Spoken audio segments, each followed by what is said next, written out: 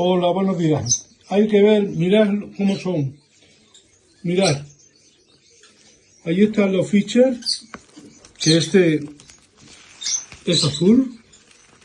Este es azul. Bueno, y mirad. Esta es de la pareja del macho Marvel y ella es la ancestral. Y veis, es un lutino o una lutina. ¿Veis? Y este es un adoptado. Este es un adoptado de allí fuera que se lo puse a ellos. Y mirad cómo está. Este es un adoptado. Aquí están todos.